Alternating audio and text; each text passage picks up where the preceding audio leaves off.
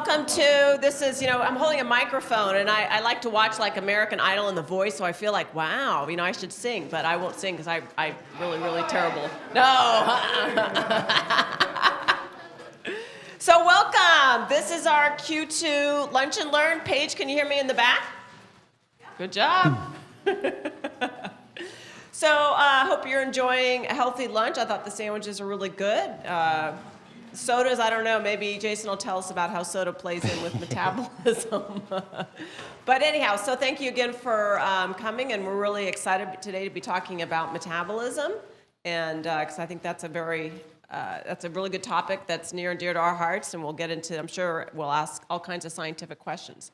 So what we're doing now is we're kind of partnering, the wellness ambassadors, myself and John, we're partnering with Jason at the fitness center so we can bring you quarterly lunch and learns, and we also have Keisha in the back, one of our other wellness ambassadors. Great job on the 5K, Keisha. Woo! Okay, so with that, we'll go ahead and get started. I want to introduce Jason, who Thank you you. all know. Thanks.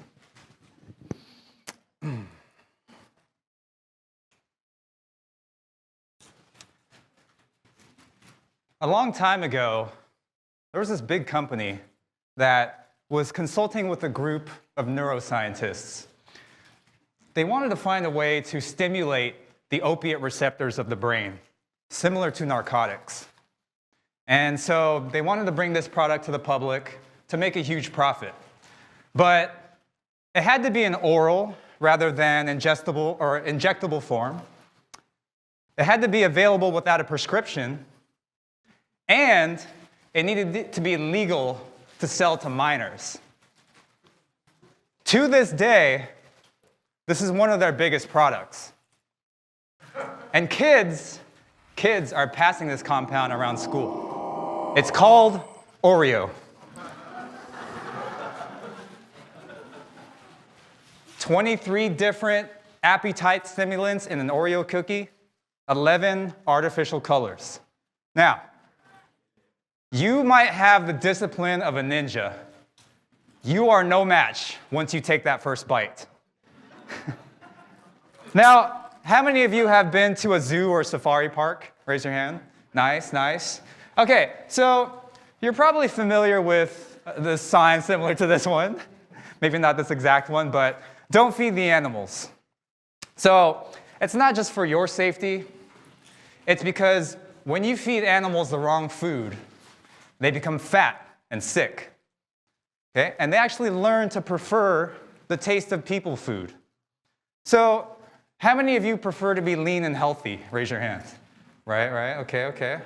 Didn't see any hands down so far. All right. You know what? For the longest time, I was obsessed with this goal. And I did everything you were supposed to do. And you know what? I got results, but they weren't sustainable results. I would either get so burned out that I actually developed an aversion to going to the gym, where normally I actually love working out. Or I would go on an extended binge. So after I made 8 weeks worth of progress, within 1 or 2 weeks, I would wipe all that out. Start back at ground zero. So I see some of your heads nodding. You've probably been there. So I knew there had to be a better way. I wanted to be lean and fit 365 days a year. And I wanted to do it without feeling tired and hungry all the time. And that's what I'm going to teach you today. In the process, though, I have to debunk some myths. And so you don't need to take notes. Thanks to Martine and Ron. We're going to have a video replay of this. And I'm going to stop for questions about halfway through. If you have a question, just raise your hand at Patty, and she'll bring you the microphone so we can all hear your question. But let's get into the first myth. So the first myth is that carbohydrates are an essential nutrient. You're like, whoa, okay, Jason's a no-carb guy. But let me qualify this statement. Your body needs glucose, which is essentially blood sugar. And certain organs of the body, such as your brain and your red blood cells, they love glucose. And as a matter of fact, glucose is so important that your body has adapted pathways to make glucose out of non-carbohydrate molecules. So the definition of an essential nutrient is that your body is not able to produce it on its own, so it has to obtain it from food. So the reason why carbohydrates are not an essential nutrient is because your body has ways of creating glucose out of non-carbohydrate foods. So this is called gluconeogenesis. Okay, so not to get too biochemical nerdy on you, but gluconeogenesis is just glucose meaning blood sugar, neo meaning new, and genesis, the birth or creation of. So gluconeogenesis is the creation of new glucose from non-carbohydrate molecules. And so how many of you have either run a marathon or a half marathon, something similar? Okay. Did you carb load before the race, like the night before? Anybody? No? Oh, here. Okay. So what is the purpose of carb loading other than the fact that it's fun to eat pizza and drink beer? Anybody know?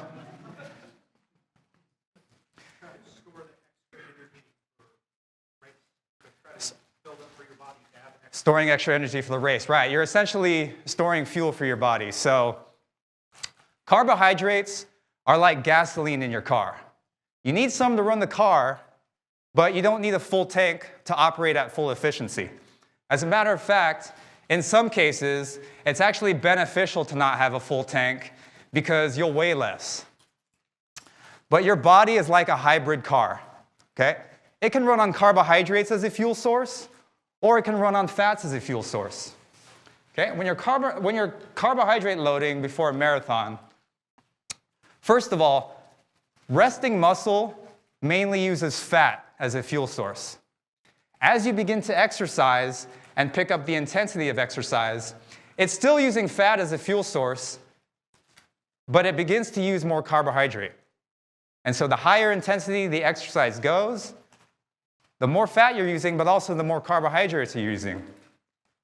So for a long distance run, for most of that time, you're using fat and a little bit of carb.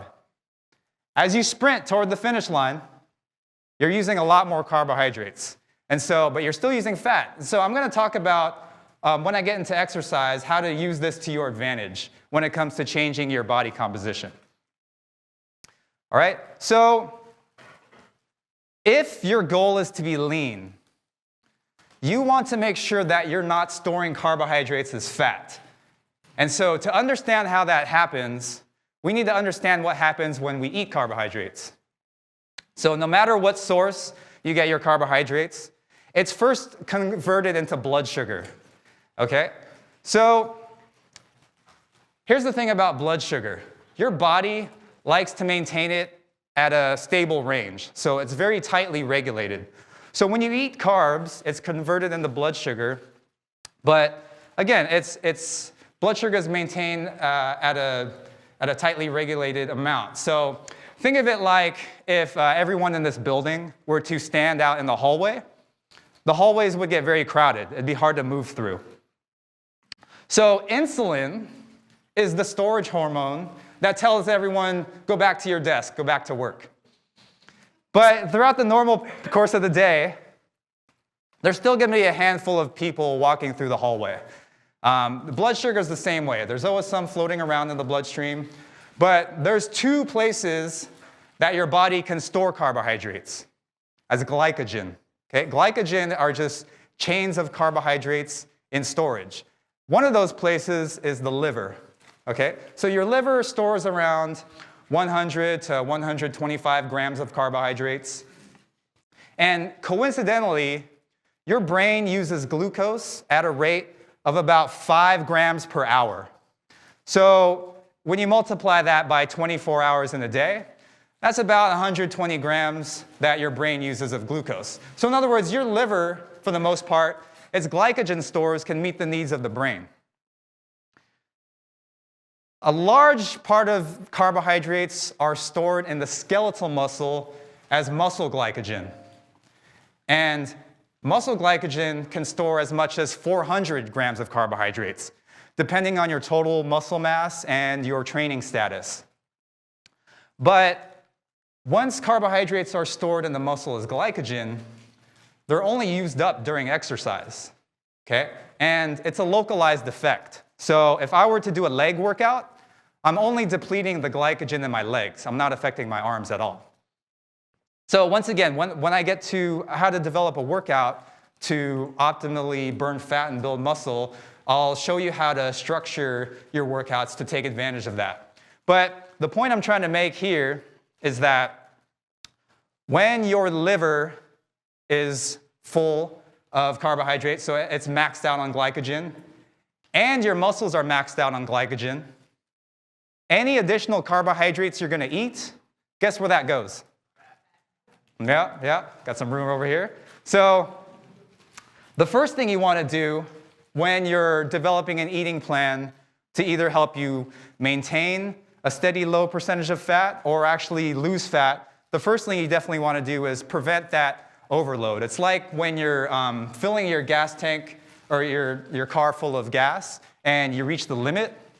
So like if you try to click more, it would actually spill over. So body fat is the way of accommodating that spillover. So carbohydrates are not evil. It's just you need to have them in balance because remember, once your liver and muscle glycogen stores are maxed out, any additional carbohydrates go to fat. So what are the best ways to avoid getting too many carbohydrates? So my primary recommendation is that you want to minimize any form of starchy carbohydrates. So things like breads and flour products, pasta, rice, and even whole grains. Some of these carbohydrates, nutritionists would argue, are very healthy for you, such as whole grains and starchy vegetables like potatoes. But I would argue that it's very hard to get lean and stay lean unless you're an ultra-endurance athlete when you're eating starchy forms of carbohydrates. So if we're trying to minimize our starchy carbohydrates, where are we going to get our fuel? Well, that brings me to the next myth, that eating fat makes you fat. Okay, here's the truth, all right? As fat intake in the US has gone down, obesity has gone up. Whoa, you're like, yeah, how's that possible? Okay, I want you to think about something. When was the last time you ate a stick of butter? When was the last time you drank a glass of olive oil? Okay, I probably just made you gag a little bit. See, fat, dietary fat on its own is very hard to overconsume. It's only when fat piggybacks on sugar, now you're opening the floodgates, all right? You ever sit down to a meal at a nice restaurant, and toward the end of the meal, you were so full that you either had to have the waiter take it away or box it up to take home. But then the dessert menu rolls around.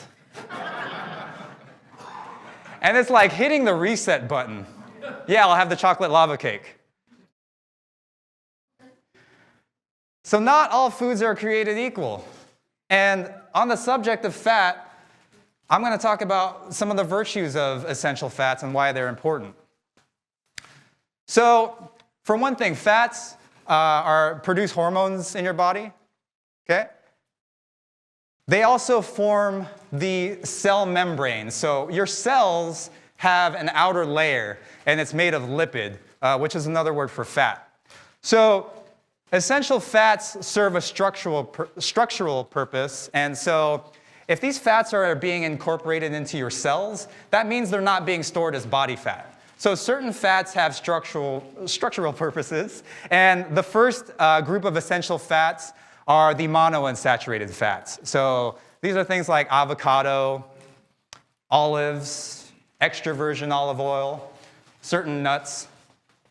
And so most of the cells in your body are made up of these monounsaturated fats. And the other point I wanted to make about fats is that they positively affect your mood because fats don't affect your blood sugar. So with dietary fat as your primary fuel source, you're maintaining a steady energy level. You're not getting this roller coaster up and down blood sugar. And so basically eat fat, be happy, okay? And people around you will notice the difference. All right? Another point I wanted to make about the monounsaturated fats, extra virgin olive oil, for instance, is that a lot of people cook with it.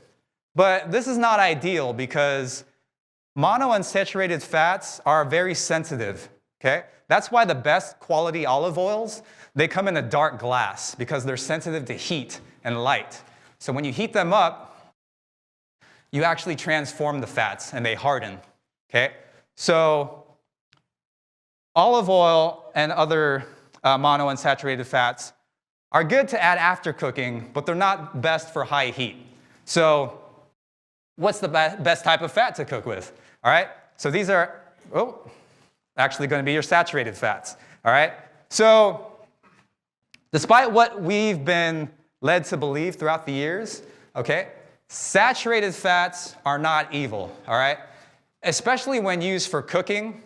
They basically go from solid at room temperature and then turn into liquids at high heat. So the reason why these types of fats are ideal for cooking is that they maintain their structure at high temperatures. One very good one is coconut oil, okay? And so the high temperature cooking doesn't oxidize the fats and turn them rancid. And so saturated fats are more ideal for cooking, okay? Another good cooking fat is butter. Not margarine, just pure butter, okay? It's not as good as coconut oil because it doesn't have as high of a smoke point, which means it burns at lower temperatures. But, you know, I still like to add butter on top of, like, if I steam vegetables and melt some butter on it. One thing my girlfriend and I also do on occasion is we'll maybe cook some vegetables in bacon, okay? But saturated fats closely resemble the fat in the body, so body fat. So they're burned cleanly as fuel. They don't leave any toxic byproducts, but obviously you don't want too much of them if you're trying to get your body to use up its stored fat.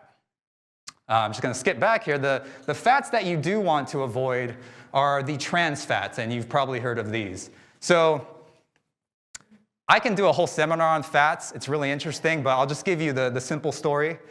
So trans fats occur when you go from a liquid to a solid fat. So another oil that people often cook with is canola oil.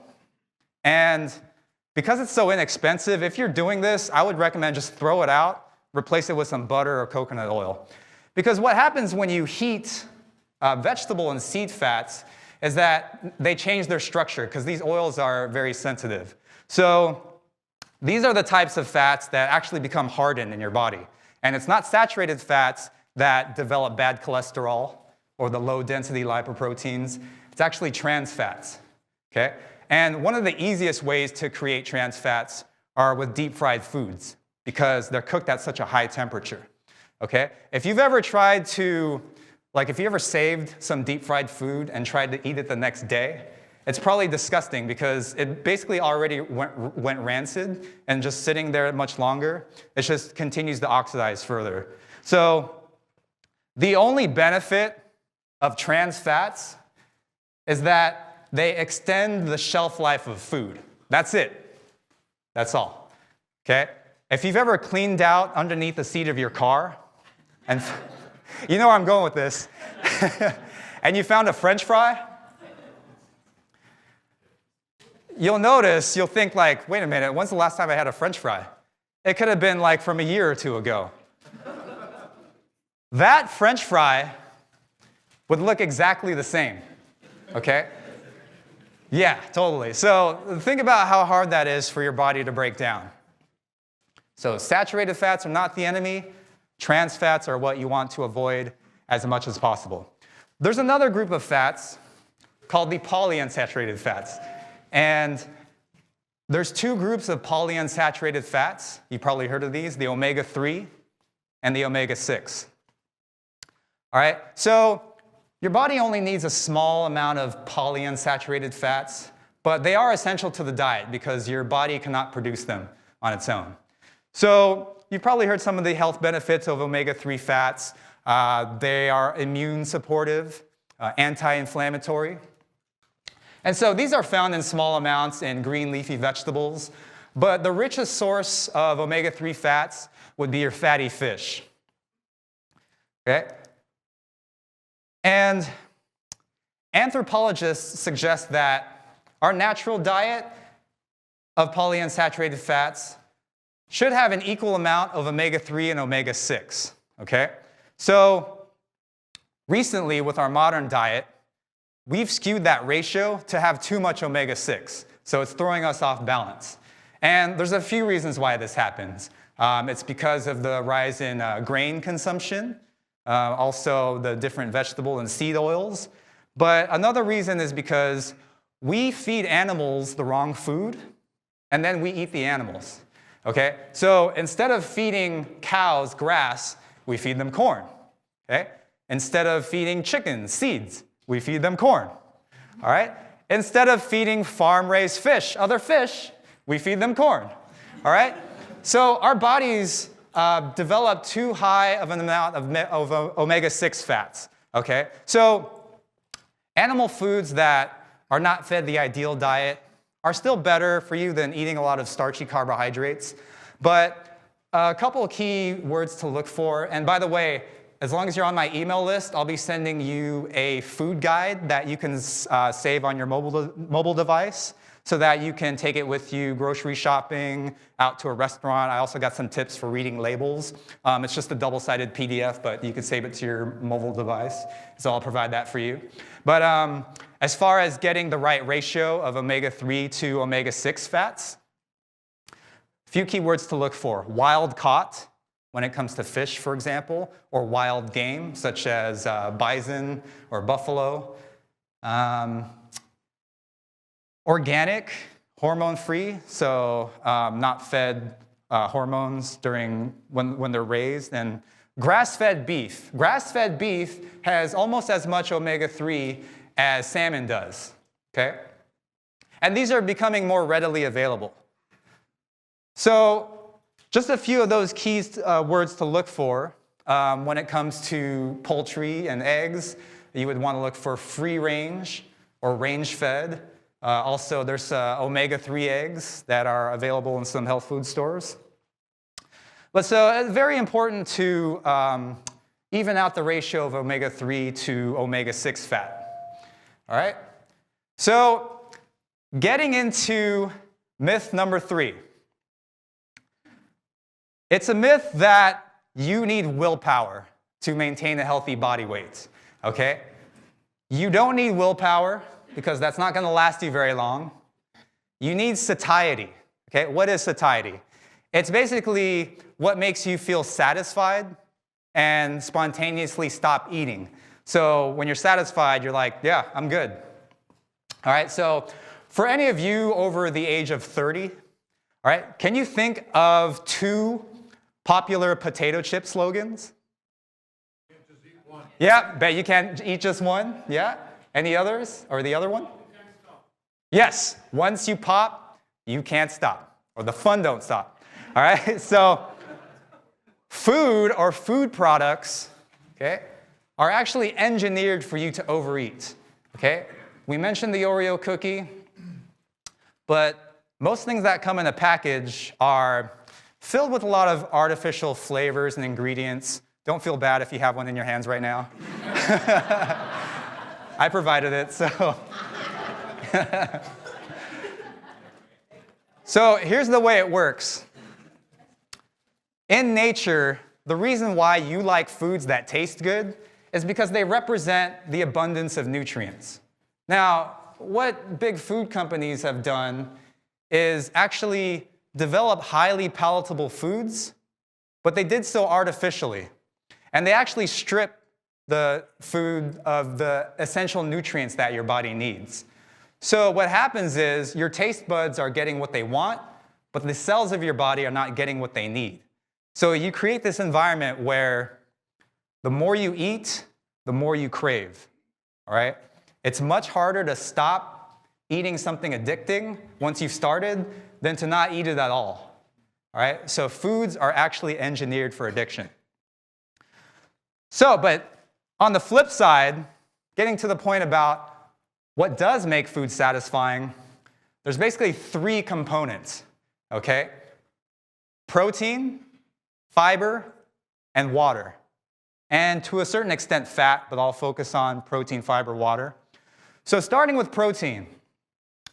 Protein is the most satisfying macronutrient, both in the short term and the long term, which means that if you sit down to primarily protein-based meal, you'll stop eating sooner than if you were to have, let's say, a carbohydrate-based meal. So you'll be satisfied much sooner. It will also hold you over much longer. So between meals, you're not going to get as hungry. Okay? And so protein supplies your body with essential amino acids, and these are your building blocks, not only for your muscles, but for things like your hair, skin, nails, eyes. So they serve a structural component, and I just want you to realize that animal sources of protein are not the only way to get amino acids. Any whole foods have a small amount of protein in them. It's only when you process foods that you're able to strip it of the protein. So there's 22 different amino acids. These are your building blocks. And 8 of those are essential. Now, you don't really need to know all the different amino acids. What you need to realize is that it's important to get a variety of different protein sources. Because it's not like you get a box of Legos and like all the pieces are there to build up what they're supposed to. You actually have to grab amino acids from different sources. So over the course of a month, it's critical that you vary your protein sources. And it's more fun. You're not just like eating chicken breast all day long. Varying your protein sources ensures that you'll get all the essential amino acids. Okay? The other component of satiety are fiber and water. Okay? And these are really interesting because fiber and water give food bulk. Okay? One great source of fiber are non-starchy vegetables and a lot of green leafy vegetables. Okay? So your stomach is like a balloon. Okay? It's small and contracted when your stomach is empty, but as food enters it, it temporarily expands. So fiber and water give bulk to foods, and they fill space in your stomach. And what happens is your stomach signals stretch receptors at a certain point to tell you that you're full.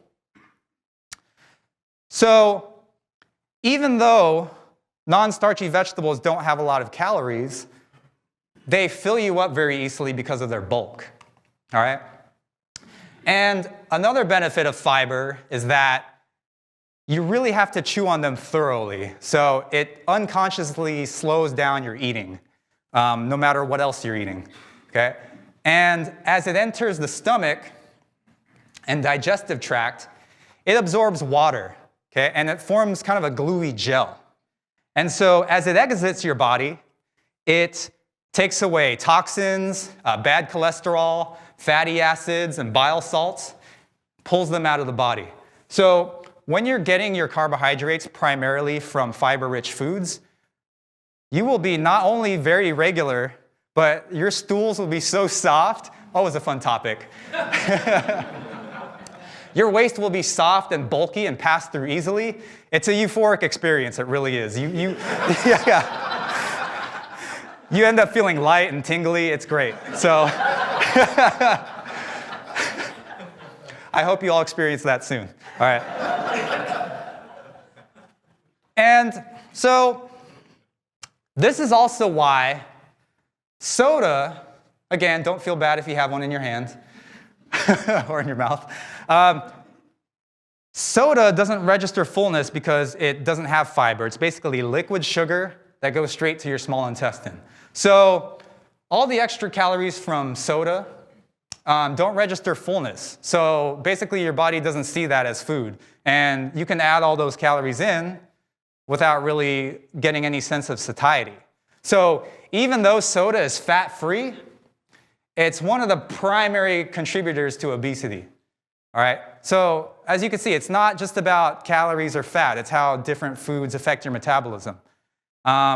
Another thing that might be shocking to you is that fruit juices, especially the concentrated fruit juices that you can usually find in a carton, they're not that much better than soda. Okay? All they are is liquid sugar with a little bit of vitamins in it. Okay? But once you strip it of the fiber and some of the protein, it's no longer a whole food, and it's processed much differently. Again, goes straight through the stomach, doesn't register fullness and satiety, and adds a lot of extra calories without you really recognizing it. So if you want the sweet taste of fruits, best to go with whole fruits. Doesn't that look delicious? So nature did this for you. Whole fruits have a small amount of sugar, but also very high in fiber, and they're actually very high in water. As a matter of fact, juicy fruits, which are the majority of fruits, are going to carry approximately the same percentage of water as you have on your body. Okay? So what you'll find is that if you snack on fruits, you won't feel the need to drink water afterwards. It won't make you very thirsty because fruits also hydrate you. Okay? And again, they're also a good source of fiber. And one of the points I wanted to make about fruit is that they're actually high in vitamins. Okay? And a good way to tell this is because of their color. So fruits come in multiple colors. Okay? Did you ever wonder why M&Ms come in multiple colors? So in nature, when your eyes see a lot of different colors, it represents a spectrum of nutrients. So for example, orange foods are higher in these vitamins, red foods are higher in these vitamins, yellow, etc. Hundreds of different vitamins, but getting the full color spectrum, in other words, taste the rainbow in nature, is a great way to ensure that you're getting all of the different vitamins that you need. And so vitamins serve hundreds of different functions. One of the things is that they are responsible for turning the food you eat into energy. So fruits come in a nice little package. One of my favorite types of fruits are berries. So strawberries, blueberries, blackberries, raspberries. And you'll often see me at the fitness center eating some berries with maybe cottage cheese or some plain Greek yogurt, so getting my proteins and essential fats. So it's a very easy snack. And the interesting thing about berries is that they go bad very fast. Okay? If you remember back to our French fry, it took a long time to break down. But berries are so nutritious that sometimes I buy them, and then if I don't eat them for a couple days, they already go bad. So it's for that same reason, they're one of the best foods you can eat. All right, so the fourth myth is that a calorie is a calorie. All right? Anybody been to a buffet or ate at a buffet? Yep. Okay. Have you ever eaten so much that to the point that your body heat started to rise? You got hot, maybe sweaty? Okay, what's happening there? So when you eat food, your body does not absorb 100% of the calories, okay? Very rarely, okay? So your body has to burn calories in order to turn food into usable substance, okay? It's called the thermic effect of food. In other words, you're only absorbing a percentage of what you eat. So how to use this to your metabolic advantage? Starting with protein foods. Protein foods have a thermic effect of about 30%. So 30% thermogenesis, which means that in most cases, you're only really absorbing 70% of the calories. Now, let's say you were to eat enough protein to gain fat. So you were overeating protein, which is very hard to do because of satiety. Okay? Remember gluconeogenesis, producing new glucose? Before protein can be stored as fat, it first has to be converted to glucose. Okay? And that process burns an additional 1/3 of the calories. So at the end of the day, if you were to even try to overeat protein, you're really only absorbing 30 to 40% of those calories. So it's very hard to get fat on protein. It's possible, but it's not practical.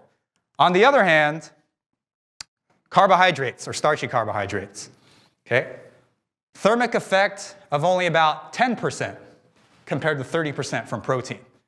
So you're getting 90% of the calories from carbohydrate. And if you were to eat enough carbohydrates to make you fat, which is very easy to do because carbohydrates are highly palatable, not very satisfying, it doesn't need to go through gluconeogenesis because carbs are directly converted into glucose. So at the end of the day, you're absorbing about 90% of the calories from carbohydrates. So on the one hand, you had protein that, in the worst case scenario, to store fat is about 30 to 40% efficient, whereas carbohydrates are more like 90% efficient. So one of the biggest changes you can make if you're eating out at a restaurant, for example, is to trade the starchy carbohydrates for more protein and non-starchy vegetables. And you don't have to count calories. You don't need to control portions. You can eat until satisfaction, and you will automatically lose fat. Okay? Does that sound good, everyone? Yes. All right. So at this point, I want to stop and answer some questions that you might have about what we just talked about, and then I'll get into exercising for fat loss. So go ahead, and Patty will bring you the mic. John over here. I probably don't need a mic. No, bring it. My mother I grew up in the South, and my mother had a what we called bad habit of coming in and cooking up all this bacon and pouring that grease into the big coffee pot and setting it on the stove. And she used that, had flavoring, and to use as a base for cooking like vegetables and things like that. Is that better than the corn oil? Yes, That right 100% there, of the time, yeah. Of course, it's probably not comparable to coconut oil that we're talking about, right? But Right, it's better than... Yeah. So... Yeah, the best cooking fats are always going to be saturated fats. And is that better than, like, I like to pour a little olive oil into a pan before I cook my vegetables to help, with it. Lubricate the pan. Would using bacon fat still be a better choice than using virgin olive oil? Yeah, because any type of saturated fats like bacon fat would have a higher smoke point, which means it can tolerate higher temperatures. So I know it's totally contrary to what we've been taught, but it is more ideal. When you understand, again, not to get into the complexity, but when you look at the structure of fats and how temperature affects them, yeah, certain fats are better than others. So saturated fats in that scenario are ideal. Okay? Yep. How does this extra or focusing more on protein impact cholesterol? Because I hear that, I don't know if it's a myth or not, but you're eating more fat, so it may increase your cholesterol or... Yeah, and dietary fat, and as a matter of fact, dietary cholesterol are not things that directly affect your blood cholesterol.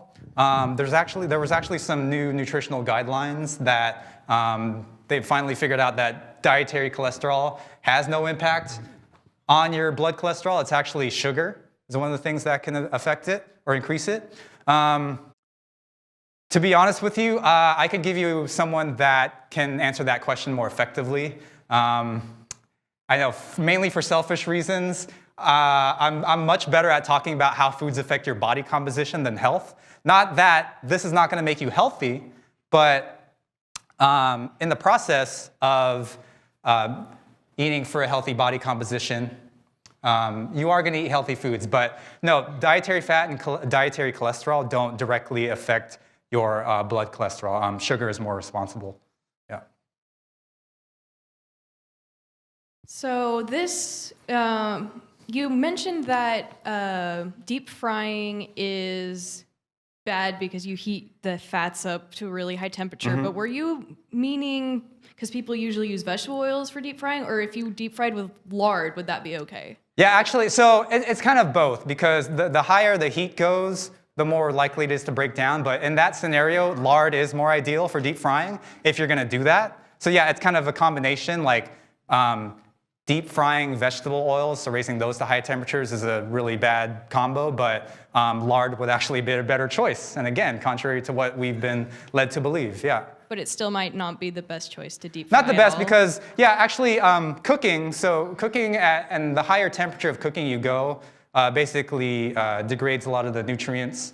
But it's kind of a scale, you know, I mean, vegetables, you don't have to eat all of them raw. I mean, I like to do kind of light methods of cooking, so like steaming. Actually, Smashburger, they do flash fried vegetables, which are really good. I think they just, you know, take it in and out, and they end up really crispy. They're actually a really good side dish. You can eat healthy at Smashburger, all right? So, thank you. Yeah, I'm actually going to continue on. I will stay here at the end if you have any more questions you want to chat. But getting into, okay, the best type of workouts to help you burn body fat. All right? So the common belief is that in order to burn body fat during exercise, we need to be sweating. Okay? We need to get our heart pounding. We need to be breathing heavily.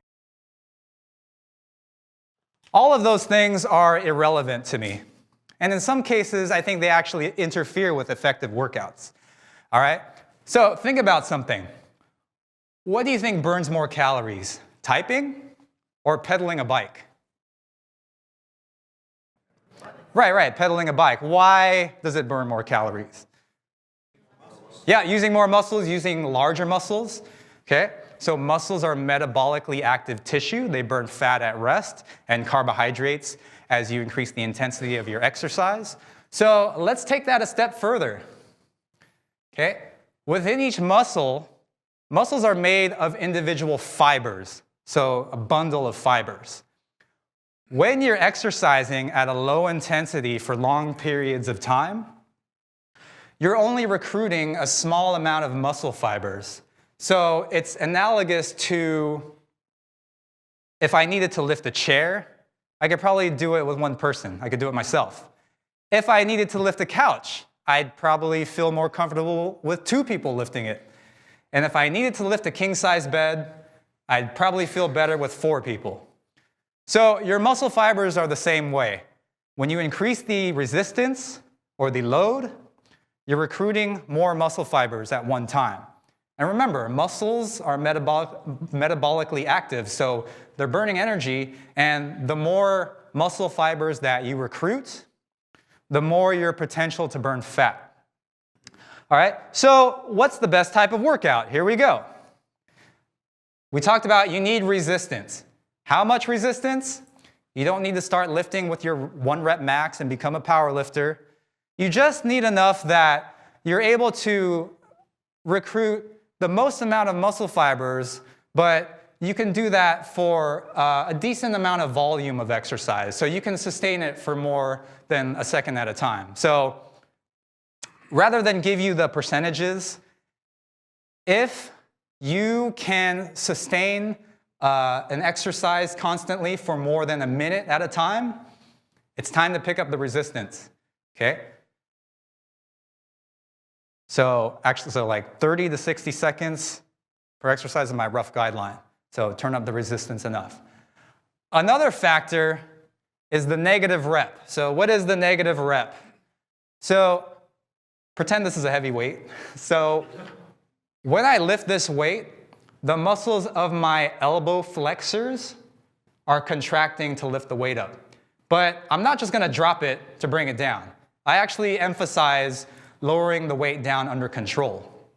So when I'm lengthening the muscles of my elbow are still contracting to help slow the weight down. So this is called the eccentric or negative rep. And where that gets interesting is that on the way up, I'm recruiting a certain amount of muscle fibers. On the way down, I'm not recruiting as many muscle fibers, but because I'm lifting the same load, it actually means more stress per muscle fiber. And this actually leads to more soreness and is actually superior for muscular growth, which ultimately increases your resting metabolic rate. And so while we're on the subject of muscle growth, I just wanted to address this myth that weight training will make you big and bulky. Okay, because I hear it all the time. Jason, I just want to be nice and fit. I want good muscle definition, but I don't want to look like Serena Williams. And the whole time I'm thinking, don't worry, I can't turn you into Serena Williams. First of all, professional athletes, they don't just train for their sport, they're bred for their sport. Michael Phelps, for example, I remember looking at a diagram where his skeletal proportions are ideal for swimming. So he's actually born to be in the water, okay? No matter how much basketball you play, it will not make you 7 feet tall. I'm sorry, that's just the way it is. The other limiting factor are the amount of hormones in your body. And a primary rate-limiting hormone for muscular growth and size is testosterone. So first of all, men produce as much as 10 times more testosterone than women. It's what makes men men. And in normal human physiology, you're somewhere on the scale of normal ranges of testosterone. So you could be low normal, and you can be as much as high normal. But you can never get above normal unless you're taking extra testosterone from outside the body. So anabolic steroids are basically derivatives of testosterone for the most part. And even in the best case scenario, if you were to build a large amount of muscle mass to your genetic potential, which people rarely do, muscle is very sleek and dense tissue compared to body fat, which is very bulky and shapeless, okay? I'm actually working with someone right now at the fitness center who lost a significant amount of fat, but through our workouts actually gained almost the same amount of muscle. But what was interesting is that her circumference measurements actually decreased, okay? Because muscle is higher density than fat. And muscle has shape, so they're very contoured. When you increase your muscle mass, you're just becoming more shapely. Whereas body fat doesn't have shape. They're kind of just like storage bags of fat. So no matter what, muscle cannot make you bulky unless you're doing extra things to make that happen. And even that is difficult. The other thing about body fat versus muscle is that you can tell when someone is very lean and muscular when they're wearing a jacket or a long sleeve shirt. They don't look very physically imposing, but you see that same person in a tank top, it's like, whoa, where'd you get all that muscle? So that's like a telltale sign that you can use. And so you don't really need to hold back because of fear of getting big and bulky. And actually holding back is going to get you worse results from a fat loss standpoint because you're not training your muscles as intensely. You're not recruiting as many muscle fibers. It's not going to speed up your metabolism as much. And so you remember we talked about a large part of carbohydrates are stored in your muscle as glycogen. Okay? So these are used when you're doing those short bursts of intense activity, things that don't last more than a minute at a time. So it's very important to work as many muscle groups as possible. Obviously, because the muscle glycogen utilization only occurs at a local level, so locally different body parts. And this doesn't mean that you need to recruit all your body parts in one exercise.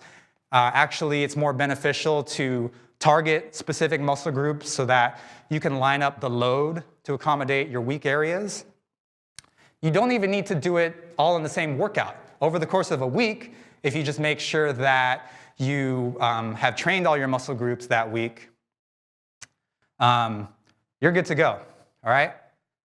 The second factor about training different muscle groups is working them from multiple angles, okay? So your muscle fibers are arranged in parallel. So for example, the pec muscle, it's like a fan shape. It has fibers running this way, this way, this way.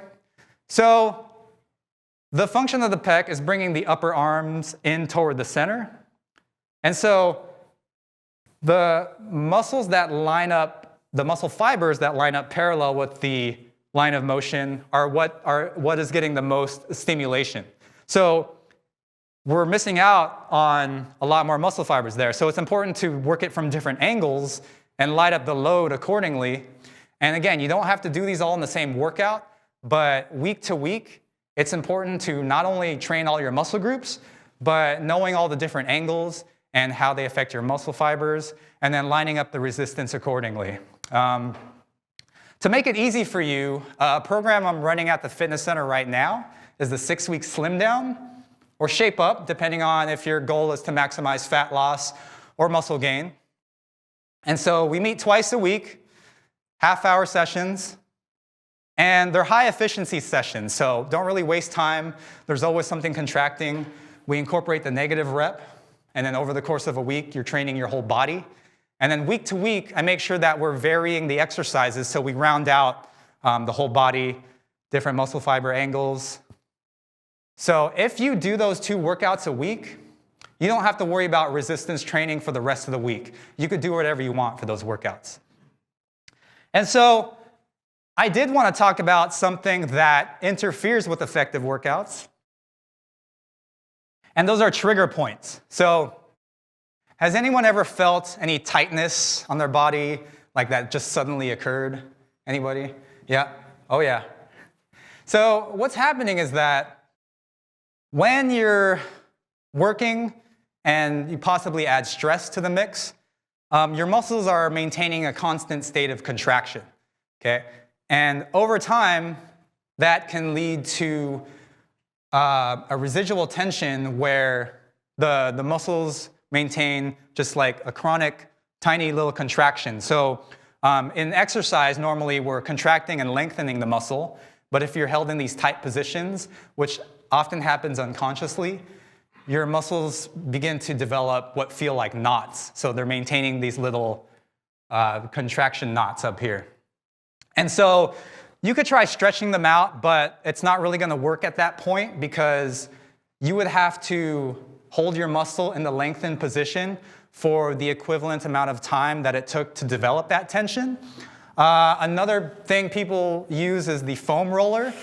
The limitation with the foam roller is that this surface never changes, okay? So it's okay for the superficial muscles, but to get in really deep, it loses its effectiveness very fast. And no matter how tough you think you are, it's very hard to control the amount of tension that you're using on the foam roller. It's affected by things like your body weight and what muscle you're trying to knead out the knots. And so what I do is anytime I'm experiencing that tension, first of all, why does this make your workouts less effective? Well, when you have these trigger points or muscle knots, number one, you're decreasing your available range of motion. So you're not able to lengthen and contract the muscle completely, okay? It's also going to decrease your circulation. So fatty acid mobilization is not as efficient, and you actually end up with a headache because the blood supply is not going to your brain. You're not getting enough oxygen. So decreased range of motion and decreased circulation.